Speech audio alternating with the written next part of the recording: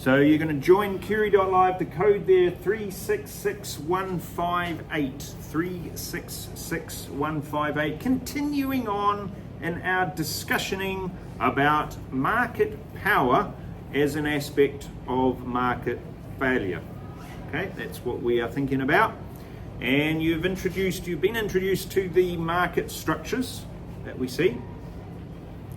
And part of those market structures has the idea of competition.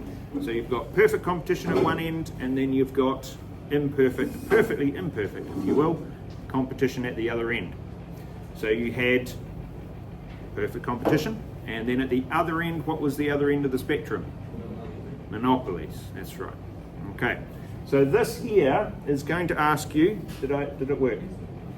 Do I have to open it? Are you in? Let's see. That's all you? Good. Now this is going to just generate a wee word cloud for us, and all it is doing is asking you to name as many businesses as you think of that have lots of market power. All right? So the idea is to think about whether they have lots of market power.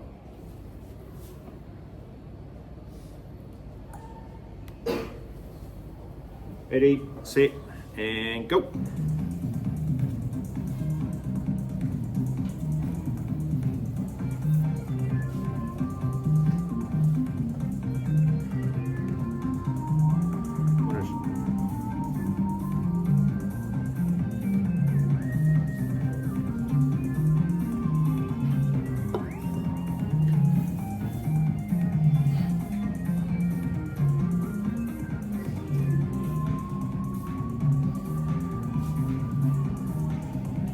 Another few seconds to put businesses in.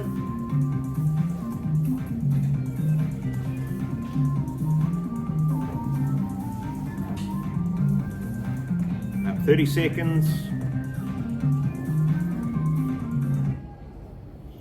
All right, let's have a look, see what you came up with. Yes.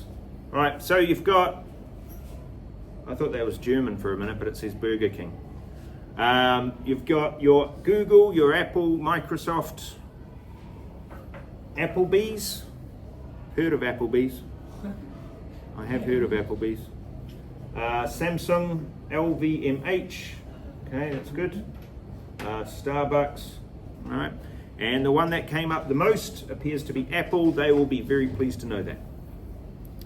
Very pleased to know that.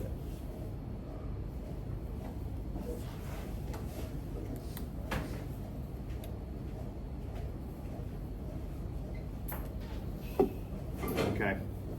Then I need to get you to review and refresh your understanding about what market power is actually all about. So what did you think? What did you learn? What was the idea of market power all about?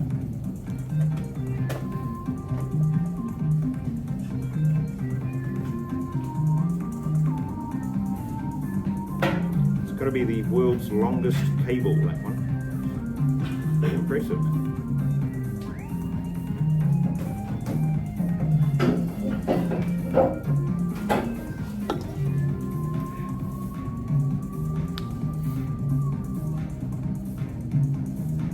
What was market power all about? I've got 3 entries so far. You've got about 20 more seconds.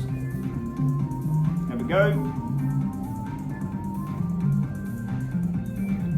Do you need more time?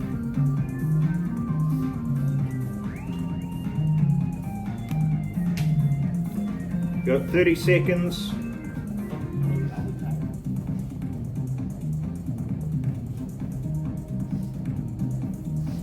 All done? 6 in. Alright, now let's see what you did and let's give you some feedback. So your feedback is going to be individual to you, but let's have a look in general. So here's someone who said the ability of a firm to influence prices. So our AI here has generated your feedback. Just like that. And the AI says, great start, your answer succinctly captures a key aspect of market power. You've understood the core concept of market power effectively. To further strengthen your response, include examples or data to illustrate how firms could influence prices. Your response is straightforward and clear. Your language is appropriate. Your grammar is correct. Next time, aim to expand on your ideas for a more comprehensive answer. That's really good feedback. All right. And feel free to take screenshots of the individual feedback that you get so that you know what we're actually looking for. Market power is the ability of a business or a consumer to manipulate, control prices. Great start, you've got the definition, shown an understanding. To enhance your answer, consider explaining the impact of market power on competition or the market structure. You lack specific evidence, including examples. So you can kind of see the trend as to what they're actually after, what we're actually after, okay? And if we move on, here's another one. The ability of a company to increase price above the competitive level. It's a good step. You've captured a key aspect. However, to fully address the prompt, you need to expand on how market power can impact both the market and consumers. Add examples to strengthen your response. Your organization is clear but could be enhanced with additional details. All right.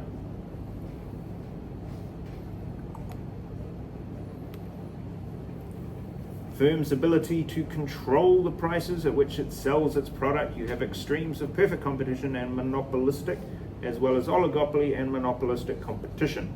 Great start, you've successfully outlined it. Understanding's on point, capturing the essence. What does it say you need to do? Let's have a look.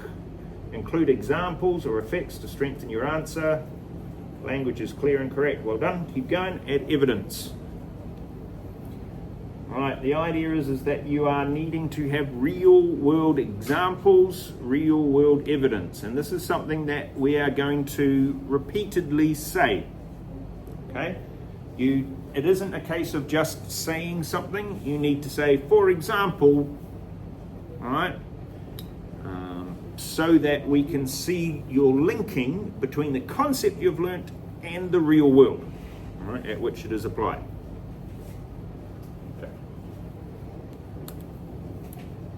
Now, what we're going to do is we're going to do what's called a deep dive. We're going to have a look at the market structure. We're going to have a look at each one individually. All right? Have a look at their individual features, the characteristics of them. All right? And we're going to start figuring out how they work. We're going to apply a couple of models to those, and then you're going to play with those models. And eventually you're going to do some comparisons between the different models. All right? And talk about, efficiency and how we might achieve that with these models. Because remember, we're talking about market failure. So there is going to be aspects of failure within these market structures that we need to fix. And there's going to be a range of different possible government solutions. And we can consider those and then evaluate those possible solutions. Do they work? Do they not work? Okay. So we're going to deep dive first into the idea of perfect competition. So there it is. Let's have a look. If competition is perfect, what does it look like? What would you expect to see if the competition is perfect? Within a business, what would you expect to see? That is the question. And ready, set,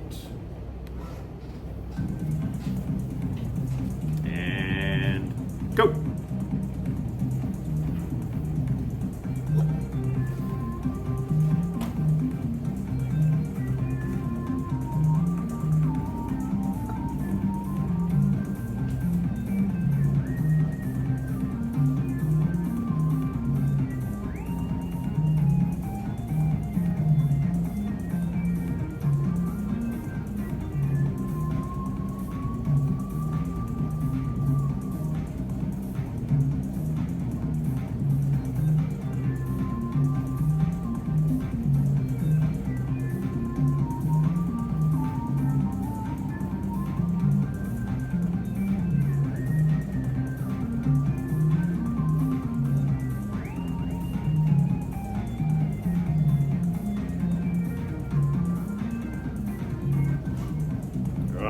got about a minute to go. We've got one answer in already.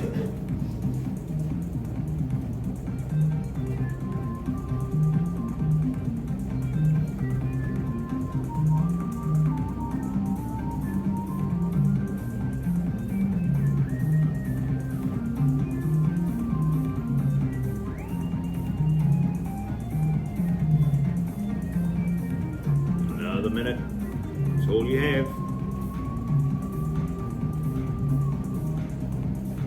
Time pressure is a fact of life.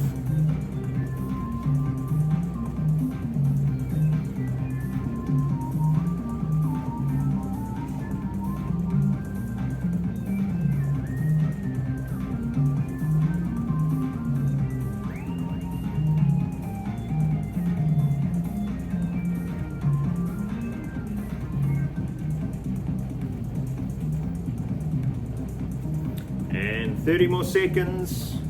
Answers need to be added. 2 more to submit.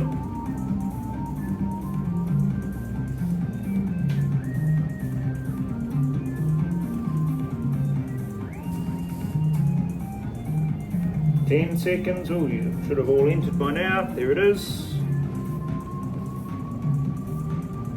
3, 2, 1, and let's see what you've done.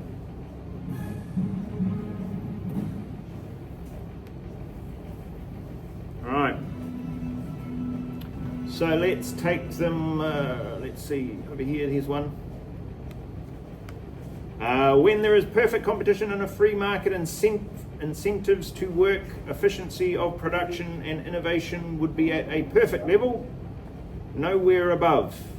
Prices in the free market perfectly reflect supply and demand perfectly. Okay. All right. We'll see.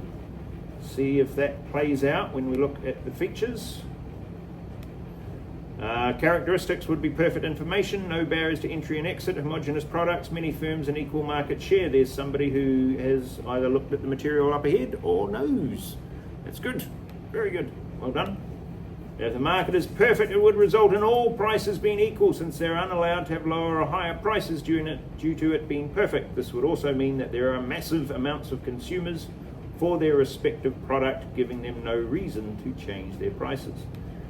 All right, we'll have to see if that works out. Here we go. A lot of firms operating at the same time at different prices. Many buyers and sellers, with demand for products being high. Companies also earn enough to stay afloat, because they're all ships. They need to stay up. And perfect competition, all firms in an industry will be price takers. Selling at the market price, firms will charge higher than the market price, not be able to compete, will sell less quantity and will lose business. For example, if a market for rice has perfect competition, a brand selling rice for a price higher than the market price will not sell much rice and will not be able to sustain their business. Well, we will see. We will see. It sounds like a good argument to be made. Here's one talking about efficiency. In perfect competition, allocative efficiency can be achieved as market failure does not occur. Firms have no ability to control the price of products. In other words, zero market power. There are a large number of firms which can sell homogeneous products. There are no barrier, as any firm can enter or exit freely, yet it is still highly unrealistic to achieve in the real world. That sounds like a good discussion to be had there. Since the firms won't have any market power, there will be two firms, price taker and price maker. Price maker will be in charge of controlling the price, where price taker will have to take the price that the price maker has made it. Okay, we will definitely check that out. So here we go. How intense is the competition? It's perfect. It's got to be perfect. It's written on the tin. All right? That's how we know. The level of competition is perfect. So what does that mean? No individual firm can influence the price. None. They cannot. Hold on, let me try this. Cannot lie. Did I get that right?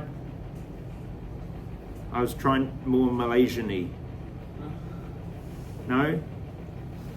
Didn't work? Sure. Okay. I'll keep trying. This extreme example is then the litmus test. You didn't have chemistry, you had biology this morning. So chemistry people will understand litmus tests. You use perfect competition as your guide. You use perfect competition as the ultimate, unachievable but desired outcome. So you are going to compare every other business to that model and say, does it match up? All right? I don't know how familiar you are with the world's best sport named basketball. I don't know how familiar you are with that. But a long time ago in a galaxy far, far away, there was a basketball player called Michael Jordan, who was, and ever shall be, the greatest of all time. Okay? Without dispute. Okay? LeBron. All right?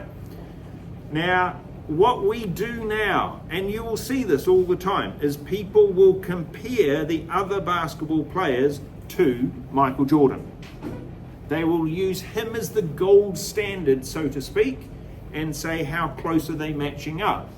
If they're thinking how good a shooter is the basketball player, they're going to compare their style, their technique, their efficiency rating to Steph Curry, because he's become one of the greatest shooters of all time. That's the idea here. We're using this as something to compare all the other businesses to. It then becomes our goal, our objective. All right. And as you already correctly worked out, your perfectly competitive firm is going to be a price taker. It has no control, no influence, no ability to manipulate the prices at all. It is accepting of the price as set in the market. All right, that's what it's going to do. Now, the question I've got there is, can you think of any possible, but we're going to use the word possible, because we've already established this as a goal, right, and unobtainable, right? Can we think of any possible examples that you might consider to be close to perfect competition? So we're going to see what you come up with.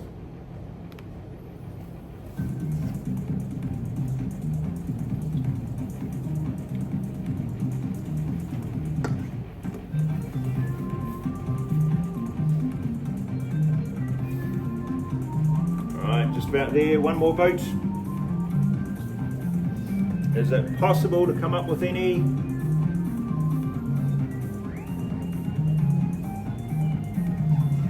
Someone seems to be thinking.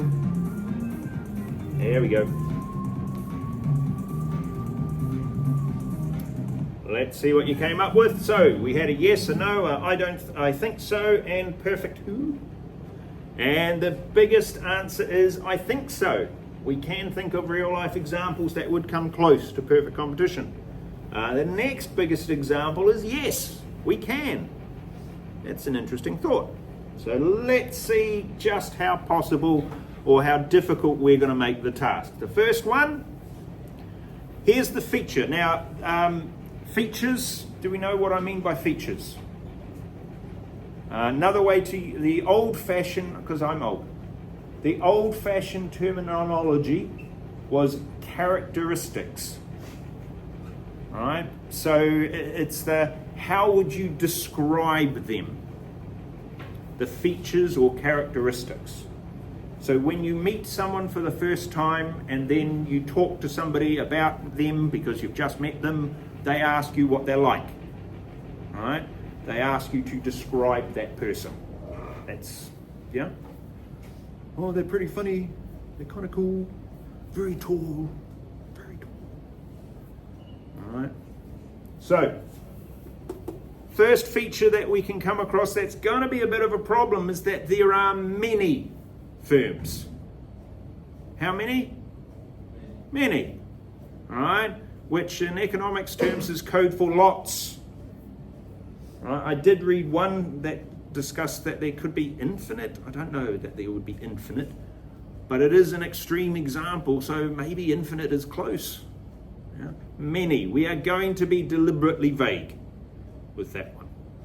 We're not going to put an actual number there. The product is standardized. The other word for it is homogenized. Homogenized. Now, there were some biologists in the room because you just had a test this morning. Homogeneity means what? Hand clapping. Bringing your hands together and washing them. I don't know the exact definition. Okay, well, break the word in half. What does the word genus mean?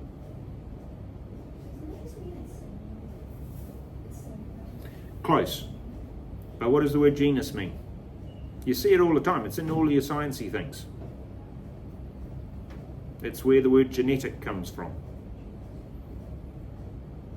It means the most simplest definition for genus would be type. All right, the type. Then the homogeneous part of that then says it is the same. So the products are all the same.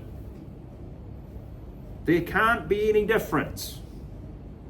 Because if there's a difference between the product AJ is selling versus the product Dev is selling, they're going to be able to charge a different price for it, because my one's the luxury one, yeah, or whatever they choose to market it as. Yeah, my one has extra features. It does this. Yeah, they have to be the same. So in real life, that's going to be a problem, because as you can probably pretty quickly figure out, finding products that are identical is a bit more troublesome than it might first appear. The next one says that firms can enter or exit freely. And what we mean by freely is costless.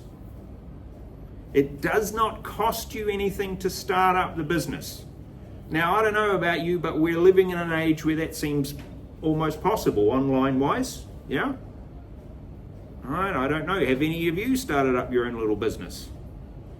All right, it used to be quite the thing in New Zealand for students when they get to your age to start up tutoring businesses and charge the younger students money to tutor them maths or English or whatever. It used to be quite the thing, all right, because they could. But nowadays, I tell you, I saw one the other day, which I don't know of the ethics of this. I find this a little bit, all right, ethic-wise. But you know how you can self-publish books? You're looking at me like, can you? Yes, you can. And there's a group of people, a growing number of them, who use AI to generate images. But the images that they generate, they take all the colour out of them and they turn them into colouring in books for children. That way they've basically got an infinite supply of colouring in books, and they just chuck them into Amazon as self-published. As a business model, they're going to be relatively inexpensive. Parents always need more colouring in books, because once you've coloured it in, you need to get another one. All right, don't know if you're familiar with that sort of idea. So it has become a big business. And I'm not 100% sure that I agree with it as a business model, because they haven't really done anything to produce it. But it doesn't cost them anything. Very little, at any rate, to produce these books. Costless, all right? And what we're saying is, as soon as you see that there's profit to be made, bang, and you go, let's make that product, all right?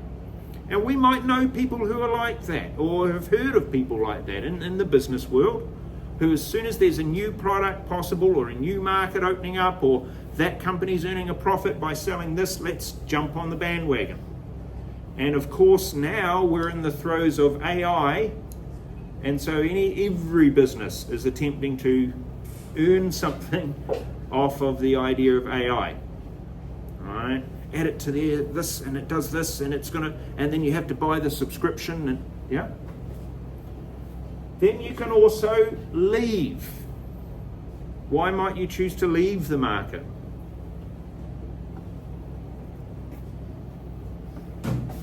Why would a business leave a marketplace? Yeah. Specifically, they're going to be making what?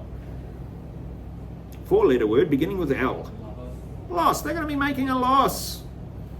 They don't want to be making a loss, because what happens in business, and you'll be again aware of this, right, is if you are making a loss and then you see somebody over there making a profit by selling something different, and it is costless to leave and enter, you're just going to leave that one, jump over there, start making that one, because it's possible for you to make a profit. Yeah? Free entry and exit. And the next one, here we go. Every firm has to take the price that the market sets. They are literally called price takers. They take the price that is given to them. They don't have an option. That's the price. They take that price.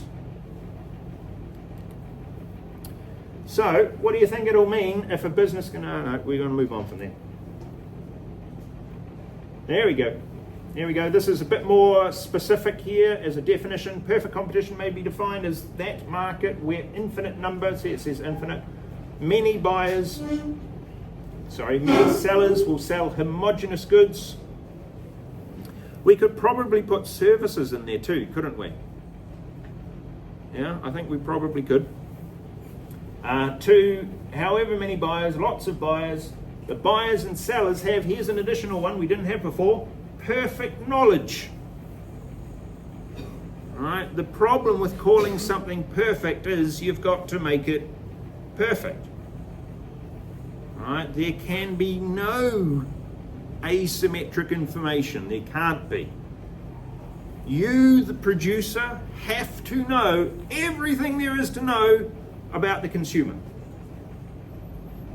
All right? All of their preferences, utility functions, whatever. You need to know. All right? And again, in this day and age, we tend to be very liberal with how much information we give to businesses. All right? I don't know, you sign up for a new app, and then it says this app needs to have access to, and you go, oh yeah, okay, click. All right, you give them all of that. The one that I find the most interesting is the apps that want access to your photos. Like the Instagram one. Right, when you first sign up to the Instagram, you have to allow it to see and use your photos. They're your photos. They're photos, presumably, of you. And you are allowing this site to have access to them. There can be perfect knowledge of that. You also have to know everything there is to know about the producer. They can't hide hidden effects of taking their product. They're not allowed. They can't. It won't work. All right? They can't secretly have extra fees that they add that you didn't know about ahead of time. Then they can't do that. Everything has to be perfectly informed. Both parties need to know that it's a party, all right? You both have to know what's going on. So we had the large number of homogeneous products, perfect knowledge. There we go, there's the next one to be added to be a bit more formal, a perfectly elastic demand curve. All right, looking like the letter E. And it is perfectly elastic. It is perfectly elastic at the price that is set by the market. Perfectly elastic there. No government intervention. We wouldn't expect there to be. Price is determined by the market. Here we go. What does it mean for a perfectly competitive firm if it's... no, moving on. You know that one. All right. Perfect information. No difference between what is known by the consumer and what is known by the business. But is that real life? No. Not. All right, and you think to yourself, well, what possible information is there? There's a lot. All right, just you and your individual decisions. There's a huge amount of data that goes into that. All right? And we know that. Okay. There is software that attaches to the store's video cameras that can track your eye movements when you're in the shops. So they know what products you're looking at, but they also know how long you look at individual products. That gives them more information. Okay? You sign up for a quiz online. What Viking am I was one of the ones that came out the other day, right? And you give them your photo, and apparently it turns you into a Viking, and you are giving them information about you. All right, who is the company that you're giving the information to? Do you really know? No. All right, lots of information that is possible for businesses to get. But in real life, you don't know, they don't know, and maybe you could, like the market for lemons, which was a real case study done a long time ago about buying a second-hand car. And in New Zealand, we had a magazine that you could buy. You could actually buy this magazine when people used to buy magazines, at the, I was going to say news agent, is that a word we use still? Bookstore. At the bookstore, you'd buy a magazine, and it was called The Dog and Lemon Guide. And it was about people buying second-hand cars. It was a magazine that just had second-hand cars in it. All right, and they called it the Dog and Lemon Guide because the idea was they were trying to help you with extra information so that you didn't buy a car that was a bit of a dog, okay, and that it didn't work, it didn't do the things it was supposed to do, or perhaps it was a lemon, a complete lemon. You were sold something that was supposed to do this, it didn't do that, and it fell apart as soon as you got it off the lot, okay? That idea is ingrained in, I was going to say popular culture, but it is definitely ingrained in history. And you will still see every now and then a comment about a lemon and a market for lemons, and they are not talking about actual lemons. They're talking about you buying a product that isn't fit for the standard of sale, or that doesn't meet the specifications that it is supposed to, and you get disappointed. That product is a lemon. It is a very old expression. Right. And the next one, which is taking a very long time to arrive because it's the internet, and that's what happens. So what we might do is see if I can push it one back and then one forward and see if that jumps it. Doesn't. So we will push it one forward again, and there we go. Now, here we go. Now, I know you're very tired because, well, Hariza's got his head on the desk already, and you've all had your biology test. Yeah. Yes? Photosynthesis, I believe. Okay. All right. So here's what you've got to do. You've got to draw an octopus wearing roller skates, juggling bananas, singing a funny song. And you've got a couple of minutes to do it, starting from now.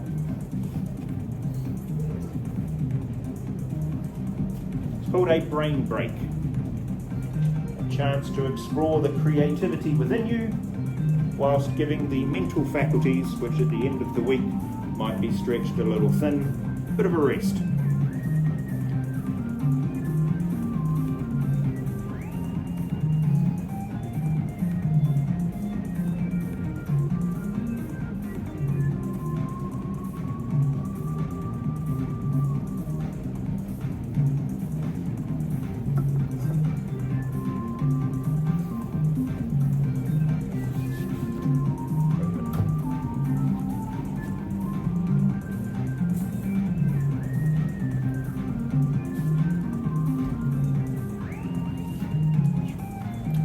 Octopus wearing roller skates, juggling bananas, and singing a funny song.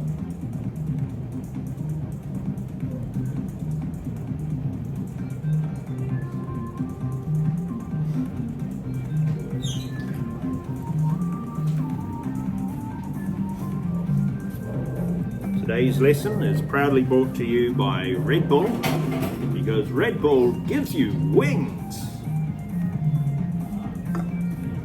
And owned by Glacier Vitamin Water, which I believe is actually owned by Coca-Cola. Yeah, probably.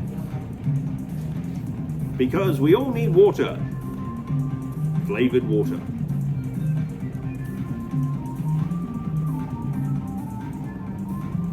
You never know, they might be listening.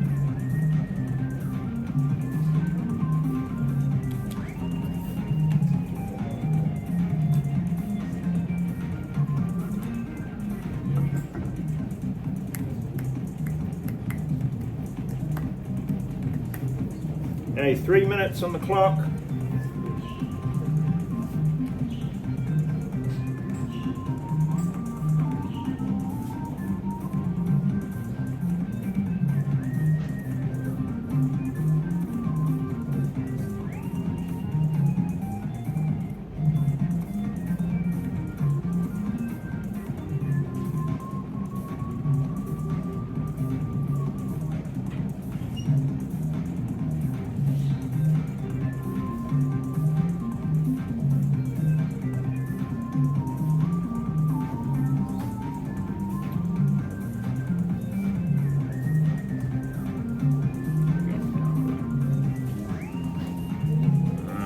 So we got 2 minutes coming up.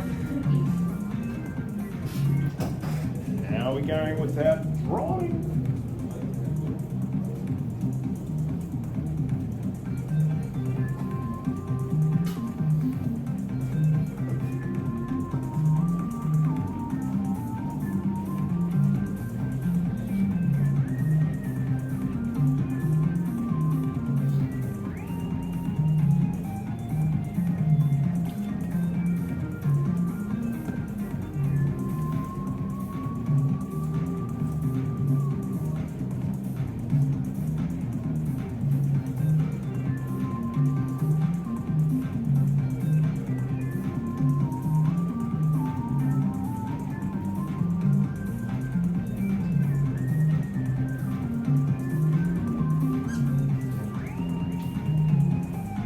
A little bit over 1 more minute.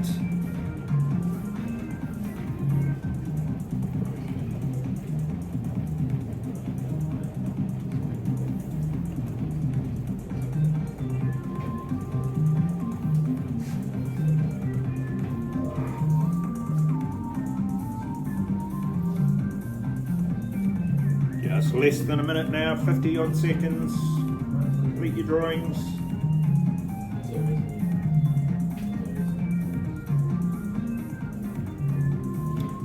Excited to see what you've come up with.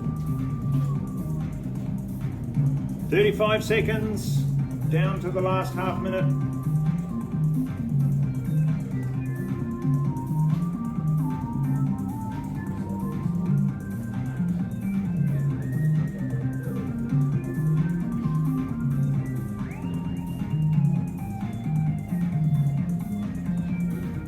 And 13 seconds. Countdown is on.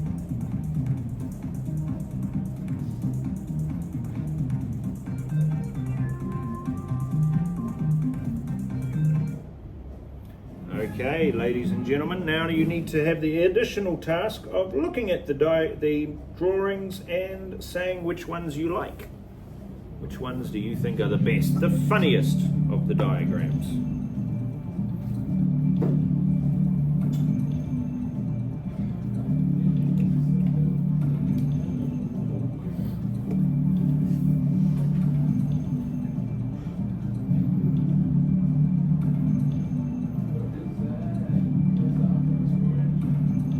Minute of voting left. If you see any of particular artistic merit, my wife would like to know.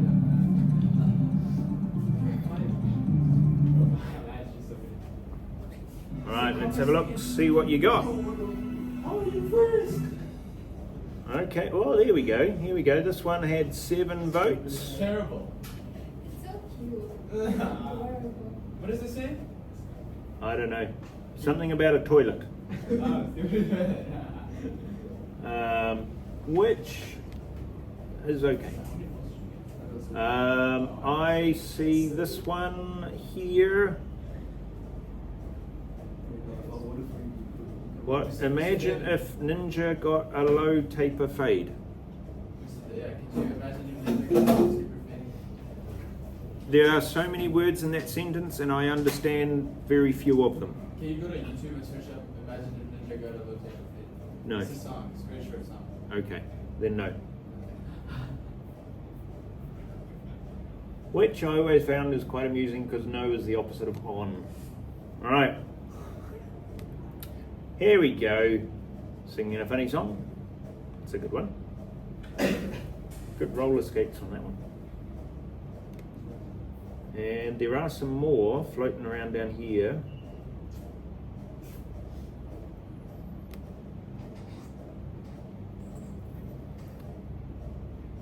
Oh, I don't know. Hey, I think that one's pretty good. Look at that. I'm going to take a wild stab at saying that might be hers. No. It's not yours? The Ninja low taper fade. Yours was the Ninja one. Yeah. Okay. That's a very good one. That person just took images. They're cheating. Cheating. Yeah. Okay. Me personally, I would never. That's good.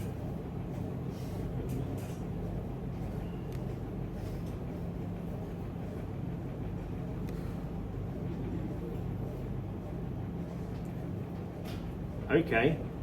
A little bit Joker-esque, that one, I fear. But good to know. And lastly, here we go. Well, that's a good one too. Artistically styled bananas. Very good. Well done, team. Right. So, what barriers to entry can we find? Well, it's perfectly competitive, so none. Right, now this is something my year 13 struggle a little bit with. They tend to look to few. They tend to use the word few with regards to barriers to entry. I think only on a hot day should you be saying few. Phew.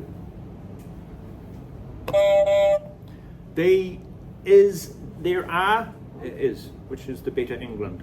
There are no barriers to entry. None. Zero, zip, nil, nada, zero. None. All right. You can freely enter or freely leave. If you are earning a profit, if your business is earning a profit, the other businesses will see it and they're going to enter because there's no barriers to entry. As they enter, there then becomes more firms in the industry. There's more supply of the product. All right, that profit you were hoarding to yourself now has got to be shared amongst more people. So it decreases. Then more people come in because there's still profit to be made. You share it amongst more people. But there's still profit there, so more people come in. And then eventually you might end up making a loss. And then people start to leave. All right. So what we're going to find when we look at the model for this is that it's going to have two distinct time periods, if you will. There is going to be a short run version of this particular market structure, and there's going to be a long run version of this particular market structure. All right. And it might be a little bit tricky, but we will work through it so that you can see the difference between the two. All right.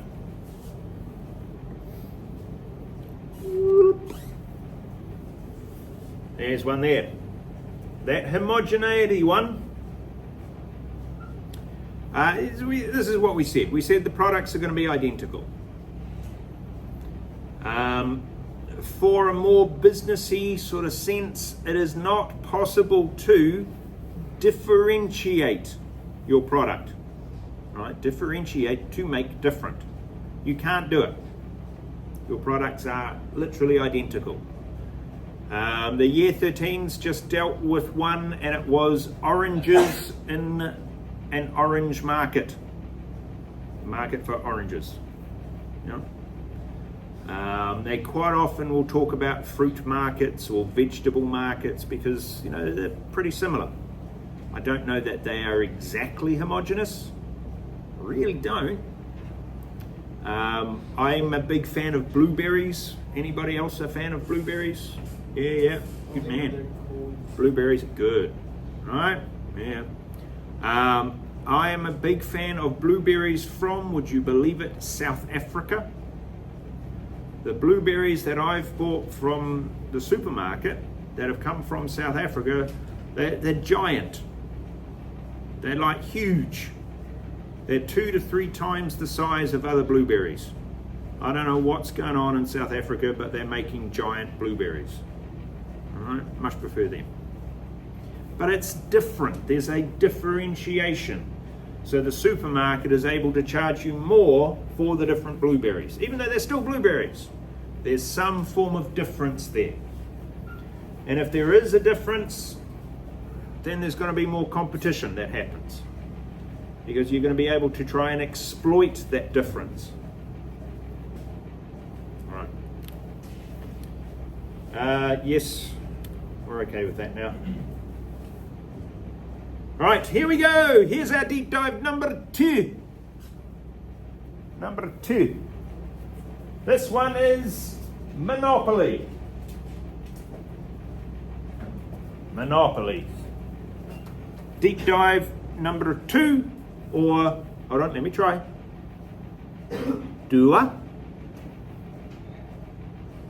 Yes, I was all right in that one. That one better. All right, I'm trying. I am trying. I think you probably agree with that I am quite trying. Now, what do we know about monopolies already? Well, we know it's a really cool board game and hugely popular based on the different varieties that you see. I'm actually quite keen to get that one there. That's the Stranger Things Monopoly set. I think that'd be kind of cool. They've designed it like a TV from the 1980s, which you all remember was a really bizarre time. All right. Then you've got Monopoly for Millennials. I bet you that one's funny. All right. I kind of like to play that just so I can mock you millennials. But we're not millennials. You're not millennials, no. What are you guys? Gen Zs, yeah? Okay. So your older siblings would therefore be millennials. Yeah, and our younger siblings would be Gen Alpha. Yes. And you've also got a Monopoly that promotes cheating. The Cheaters Edition. So yeah, good board game. Alright, so here we go. Just as you did with perfectly competitive firms, let's see if we can figure out what it is we already know, our baseline understanding about monopolies.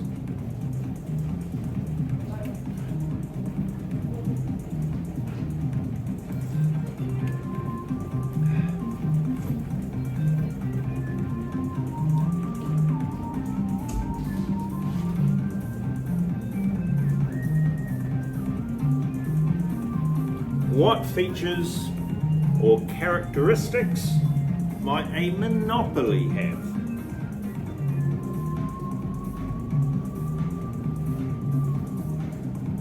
Again, this is just me figuring out what you already know. This is not a chance, not a time for you to explore what the internet or ChatGPT knows.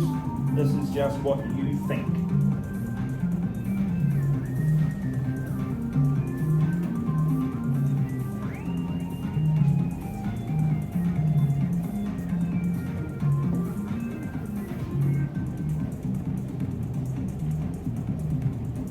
Not quite sure why we have all of the windows open and the AC on.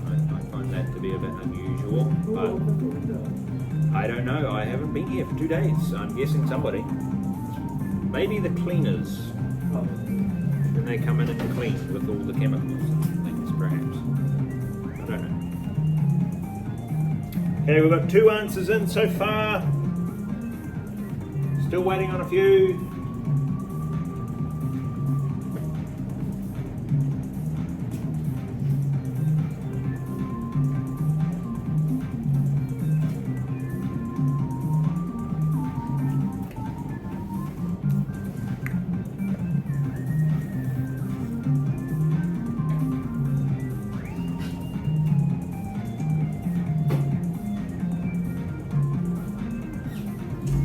And 4 answers in, so we've only got a couple more to go.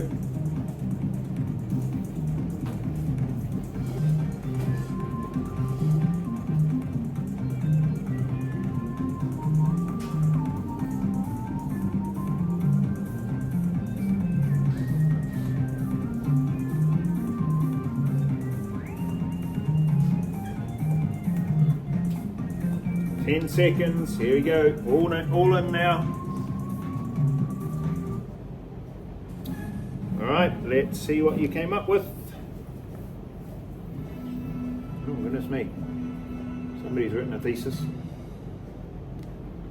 In a monopoly there's only one firm operating in a market. That means the firm is a price setter. The market has high barriers to entry and exit. Okay. Monopolies at the opposite end of the spectrum when we look at market power. They are the opposite of perfect competition, with a single firm which has the greatest ability to control prices and has the most market power. However, that means there is allocative inefficiency, unique goods are also sold, and there are high barriers to entry. Monopoly means one business having all market power in the industry or an excessively large market power in their respective industry. Probably has only one seller because there are no other substitutes that comes close. Alright. Monopoly refers to an individual, group or company that dominates and controls a market. Monopoly is a firm or business that has full market power, full influence and ability to manipulate and control prices. Only one producer, sole supplier of the good. Single market, very high barriers, significant market power, higher prices due to there being only a single seller. We shall see. A monopolist, as you've correctly pointed out, I mean, it says it on the tin. Mono one. There is one producer. That's it. So in essence, a monopolist is the market. All right? In a pure sense, that's it. If you go to that extreme end and you find a monopolist, you would expect them to be the only person in the market and to be able to influence, manipulate, control the prices and the quantity of whatever the good it is that's being bought or sold. Maybe service, potentially as well. Yeah. Now, what we're going to see is that there are monopolists in perhaps unusual places. We're going to come to that. Okay. We say that they are price makers, right? And yeah, I've done a joke about the Irish setter thing there. I found it funny. Looking at it now, I'm not entirely sure it is that funny, but maybe that's what's funny about it, is that it's not particularly funny. Monopolists will see the substitution effect is not present with a monopolist because there's only one business, therefore buy our product or don't. Right? There's no substitutes to their particular product. Now again, I'm going to put a caveat on that and say that is what the theory would suggest a monopoly is. That's the features or characteristics of the monopolist. It kind of makes them more of a pure monopoly. Okay? Because we are going to find some variations on a theme. All right, variations on a theme. Okay, so what have we got? Single seller, unique product. Okay, you know the word unique. We've discussed it before, I believe. Right? You are all unique, right? Which means individual, different, special, right? Those sorts of connotations. Okay. Or in New Zealand terms, the Billy T. James joke where he talked about having the unique pig hunting tour, and then the person says to him, "What is unique pig hunting?" And he says to him, "Oh, it's a normal sort of pig hunting. It's just that unique up on them."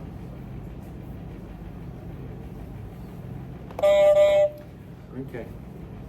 Right, they have the ability to set prices. They are able perhaps to charge different prices to different classes of consumers. There are barriers to entry. There are. And some of those barriers to entry are going to be quite large, potentially. Right? We're going to look at the specific types of barriers, what they are, and how they might affect businesses that might want to get involved in the market. It is a monopoly. Now, because it's at that end of the spectrum, because it has complete control over the marketplace, because it has control over the prices, we in economics land, right, are not going to view it very favorably. Governments are not going to like, typically, monopolists. Typically, in theory. Okay? They're not. And a lot of examples there are of governments who have attempted to destroy monopolies, to smash them into bits. Because the idea, as we talked about when we looked at the spectrum, was competition good, no competition bad. So we want to move towards that perfect competition end. Now, I don't know if you've ever heard of, Google. Assuming you have. Google's a search engine, amongst other things, right? But a long time ago in a galaxy far, far away, there was a whole bunch of other search engines, right? And there was one search engine that was dominating them all, and it doesn't exist anymore. It was called Internet Explorer. It was created by a company called Microsoft, and it was pre-installed on Microsoft devices, right? Which meant that they had effectively a monopoly on internet browsing. So they got taken to court. They're a monopoly. Smash them. And they did. They smashed them. And now as a result, 90%, 95% of all internet searches are done through Google. Without that smashing of the original monopoly, we wouldn't have the monopoly that we do now. So, there you go. How about this one? Have we heard of a gentleman called Henry Ford? Yes. Yeah, very famous gentleman. Very famous. He got taken to court too, because he was making cars and he seemed to be doing it quite well, and, was he a monopoly? What about another guy? There's another guy. Let's pick this one. Have you heard of John D. Rockefeller? Yes. All right, he's a very famous American. All right, you might, if you go to America, you might go to the Rockefeller Center. There are still Rockefellers in America. All right, somewhere. Okay. But John D. was famous. He went by J.D. Rockefeller if you read the sort of books about him. Very famous. He was one of the wealthiest men in the world for quite some time. He owned a company called Standard Oil. And he went about basically amalgamating all of the different oil companies into his oil company and just taking them all over. And then the government said, whoa, hey, whoa, monopoly. And they smashed it and turned them all into different companies, which he actually quite liked because he then had a controlling stake in all of them. Well, he's different. He was earning more money. He earned more money from that than when they were all one business, which I find quite interesting. There's another family, and I'm trying desperately to remember their name, and they owned the railroads, in America. Gordon, what is their name? They're still around again in America. The family name is still there. And again, they were some of the wealthiest people in the world at one point. And same idea, smash them. All right, so then you ended up with Northern Rail and Southern Rail and Eastern Rail, the different rail companies in America, as opposed to the one company. What about this guy? Alexander Graham Bell, a Scotsman who invented something quite important to today's society. A telephone, absolutely. Of course, he owned the rights to it. He owned the company. Monopoly. So the US government smashed it. And then you ended up with Northern Bell, Southern Bell, Bell Pacific, Bell Atlantic, and AT&T, American Telephone and Telegraph. They were all considered to be the baby bells, which I find quite amusing because Baby Bell is a brand of cheese. But in any case, Brand of what? cheese. Oh. And then over time, they've all kind of started merging back together again, which again is quite an amusing sort of business history. But you look at that, how many times has Microsoft been sued for being a monopoly? A lot. Apple, they've been stealing apparently technology from other businesses to make their Apple Watch, which is causing some issues currently in America. But Apple too, are they a monopoly? Apple had like 90-something% of the MP3 market. That's pretty close. Yeah? All right. Barriers to entry, we've said that. Okay, unique products, no substitutes. What does that say? Find some real life examples. All right, we're going to stop there for the day. Stop.